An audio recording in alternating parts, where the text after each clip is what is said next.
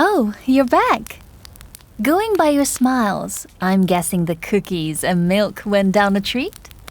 Well, if you're all settled in, shall we begin? Where shall we go next? Oh, you want to know more about the eagles? Why am I not surprised? Well, since we're all sharing this beautiful world together, it's a very wise move to get to know your neighbors.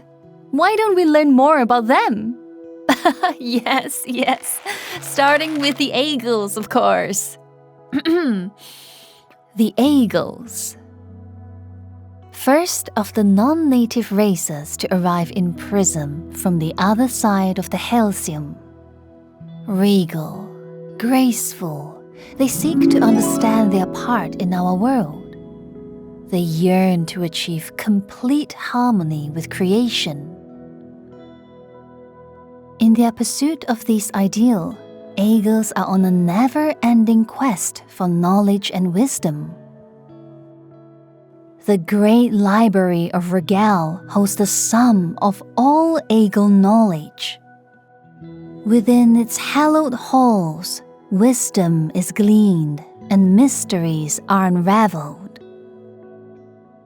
To protect that knowledge and their way of life, the Queen of the Eagles, Queen Vega, can call upon some of the finest military units this side of the world. Stag riders charge into battle atop their mighty stegorns, whose spear-like antlers can shatter armor and defenses alike. Golden Leaf Rangers are the most elite of Quiftos Rangers, their legendary sharpshooting skills and combat prowess forged by years of battlefield experience. The Eagle's Condor Riders may be few in number, but when these elite aerial units soar into battle atop their giant condors, even the bravest warriors on the opposing side will look to the skies in despair. With some of the best trained military forces in the land, eagles fear little in the way of outside threat. Couple that with their long lifespans, and it's no wonder the eagles have all the time in the world to devote to their pursuit of knowledge and wisdom. Eagles live a charmed life, but no palace, whether built by mortal hands or those of gods, is ever perfect. Beneath the opulence, an undercurrent of discontent has long simmered within eagle society.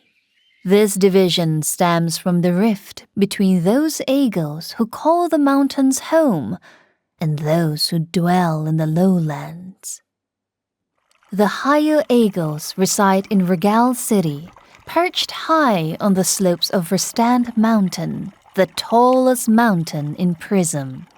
Within the heart of the city's opulence and splendor stands the great library of Regal, the centuries-old fount of the eagles' collective knowledge and wisdom.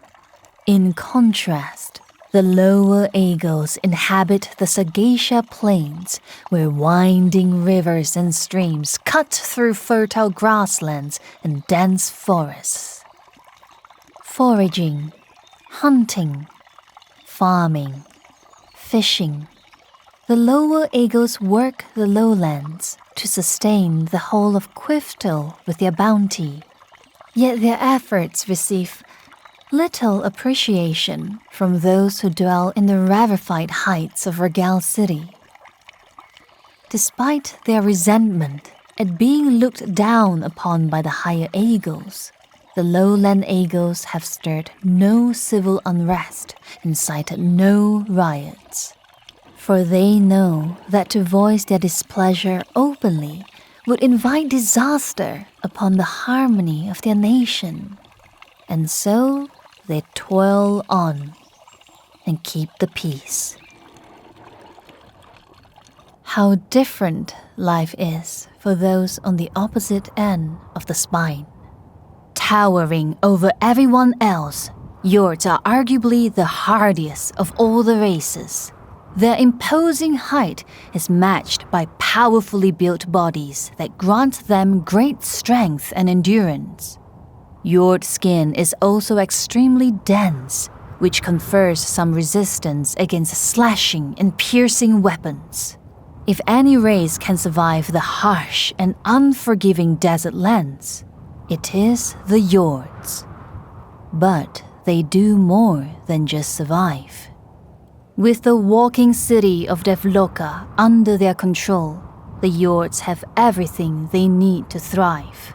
The Yords say the Devloka was built by an ancient civilization, one whose people lived millennia ago, when Helix was not the desert lands of today, but a vast ocean that stretched as far as the eye could see. While the Yords have learned to operate the Devloka, some among them have confessed to me that they've barely scratched the surface of its mysteries, and that countless secrets and puzzles remain concealed within its thick walls and many floors. Even so, they've certainly made the Devloka their own. The Yords have divided the Devloka into 5 distinct levels. The most prestigious level is Champion's Seat, the highest point of the city. Here, the ruler of the Yords, known as the Champion, resides along their most trusted advisors. Just below them is High Island, home to the noble families. Then we have Middle Rim, which houses the middle-class workers and artisans. Below them is Low Floor, where the majority of the Yords live. It is home to the city's working class. And finally, Underside. This level was once home to a slave class. They would do all the dirty work, putting their lives at significant risk to ensure the Devloka's continued operation. This class hierarchy has always been rigid and unyielding. A Yord's place within it is determined by the family they are born into. Those from the lower levels have no means to rise to the upper levels, and so resign themselves to their fate, to forever toil in the shadows of those above. Or so it used to be, for things have changed. There are no slaves now. The current champion, Rodon, abolished slavery when he took up his crown. While many of the newly emancipated Yords move on to other, less dangerous work, some chose to continue what they had done all their lives. The difference is that they now get paid for their toil.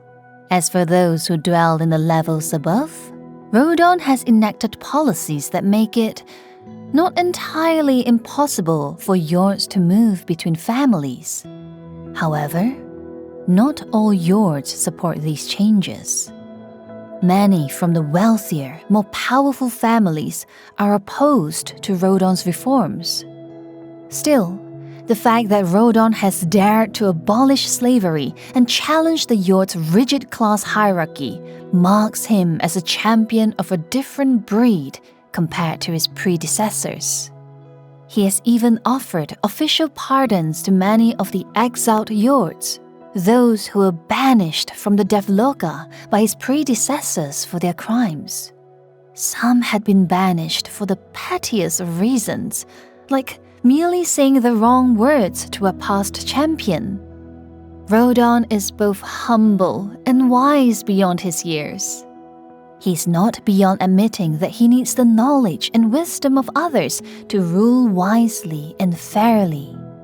To improve the lives of his people, Rodon opened Helix to trade.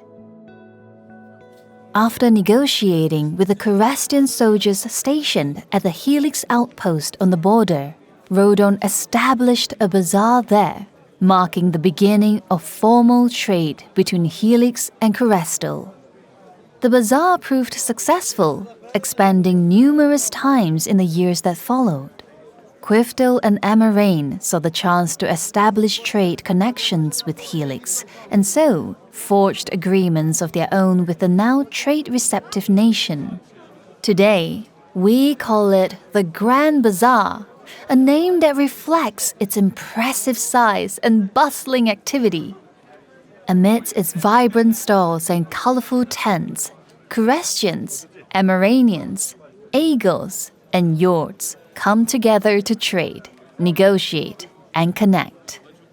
If you're lucky, you might even catch a glimpse of the occasional Noxie.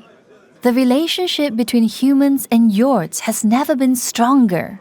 Thanks to flourishing trade between Kurestol and Helix, we now know far more about our Yord neighbors than ever before. Sadly, we can't say the same thing about the Noxies. The Eagles and Yords are like us. Our ancestors crossed the Halcyon from the other side to arrive in Prism and build new lives. The Noxies are natives of Prism, already living here long before we showed up. We Kurestians have no ties with the Noxies. We don't trade with them. We have no diplomatic relations with them. In fact, many Kurestians view them with suspicion. Many old wives' tales claim that Noxies are beautiful women with animal-like features and the ability to shape-shift into any person they desire. Because of these tales, many Kurestians regard Noxies as deceptive creatures, out to trick and steal from good, unsuspecting folks. Oh, you've heard those tales too, huh? Well, I know the truth. The Noxies are an almost all-female race. Yes, Noxies have minor physical animal features and traits, but they don't physically change their bodies or faces to take on the look and form of another person. No, they weave an illusion over themselves. Beneath it, they remain unchanged.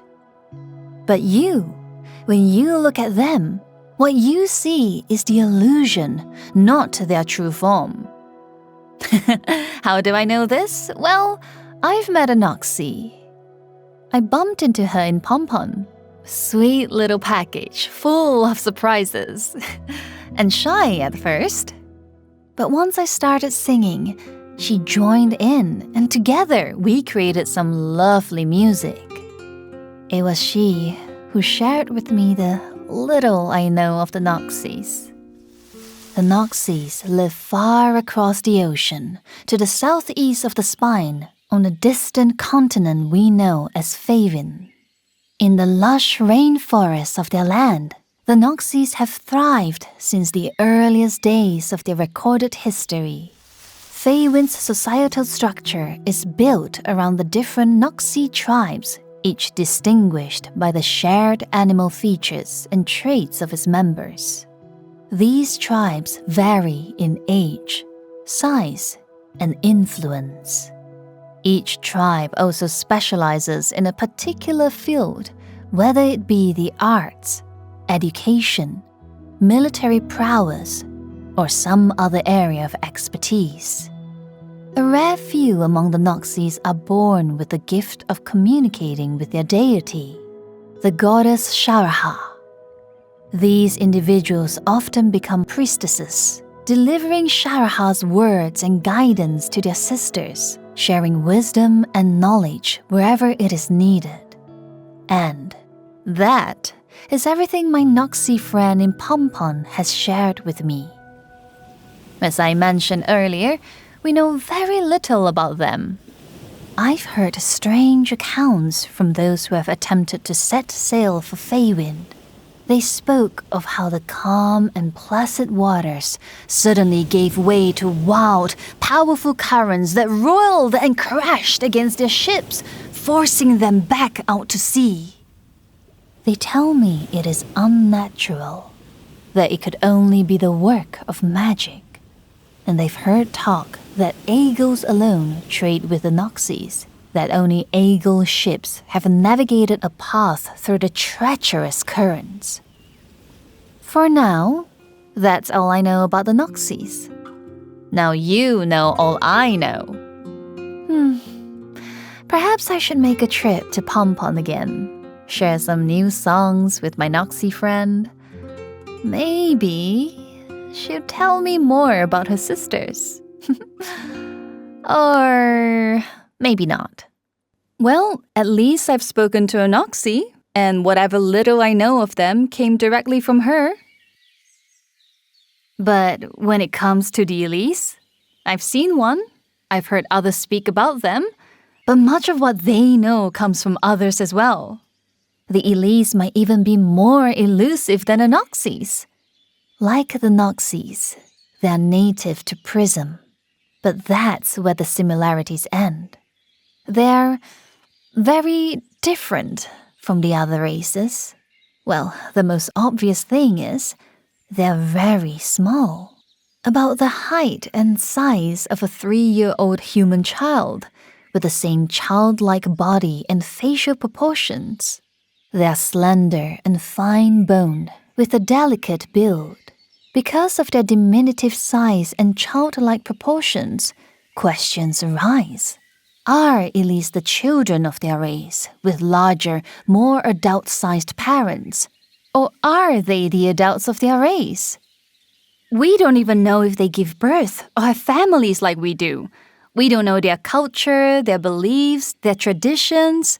We don't know any of this because trying to engage an Elise in conversation must surely rank among the world's greatest, most insurmountable feats.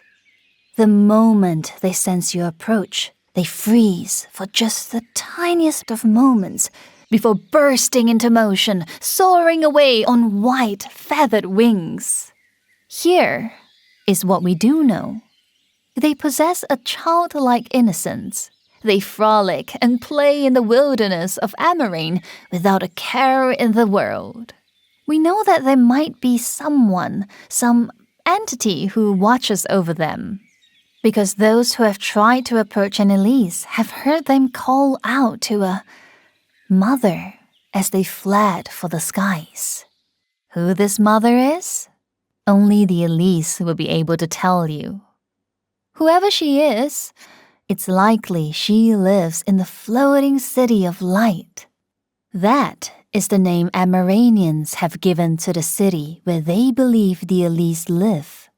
A floating city high above in the clouds, where the Elise have been spotted flying off to after their time on the land.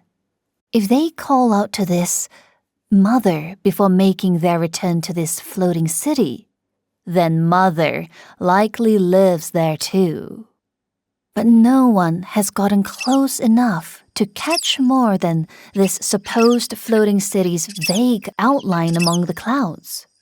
The rare few who can take to the skies report that any attempt to fly toward the city results in an unnatural gathering of clouds, obscuring their view, and wildly buffeting winds that blow their flying mounts off course. When clouds and winds finally calm, the city is nowhere to be seen. Some say it is always moving, drifting from one part of Amarane to the next, hovering above it all, perched in its nest of clouds, protected by its barriers of wind. But, as with the Elise, no one knows anything for sure. I've even heard some Amaranians say they've seen incredibly rare Elise who look vastly different from the rest of their kind. Some are said to be slightly taller than their fellow Elise, standing at about the height of a 6 or 7-year-old child. Others are as tall as 12 or 13-year-olds with an attitude to match. There have even been sightings of Elise who stand as tall as grown men and women with magnificent wingspans to match. All these rare Elise look, think, behave differently compared to the rest of their kind. They can trade words as well, but they speak briefly and cryptically, using metaphors and riddles that make it difficult for even the most learned scholars to understand them. Could these taller, larger Elise be the parents of the smaller ones that are more commonly spotted? Well, who knows if any of it is true? No one's seen it for themselves. It's always a story they've heard from someone else, a friend, a brother, or a sister, or some distant relative. Until I've spoken to one myself, until I've seen this floating city of light with my own eyes, everything I've told you about the Elise is just hearsay. Perhaps one day, the Elise will reveal themselves to us, and we'll finally get to know more about our winged neighbors. And I guess that brings us to, well, us. Yes, I know. We humans aren't as fascinating as our more glamorous neighbors. We're not as graceful as the eagles. We're not as strong and durable as the Yords. We don't have innate magical talents like the Noxies. And we lack the ability to fly like the Elise. But we humans, we have our charm. Take our fellow neighbors across the ocean, the Ameranians. Humans just like us, just with different cultures and customs, and 100 languages of their own. Oh, and with wildly different cuisines as well. The food in Amarane? I would travel back there for the food alone.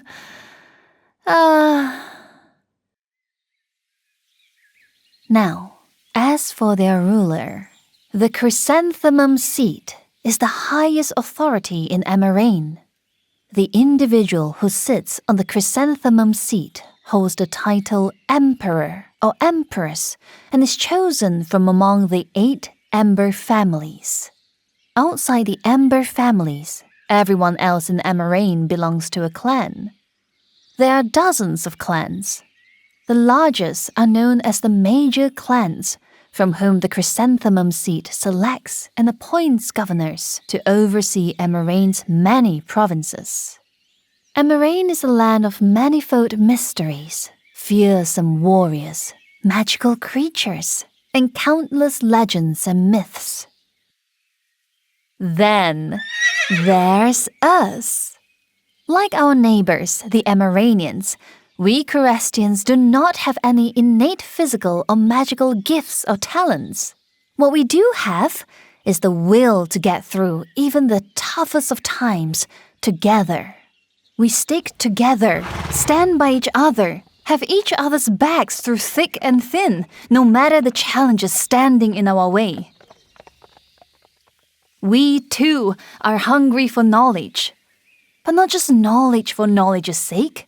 We apply what we learn to better our lives, our families, our homes, our fortunes, for the now, not just for the future.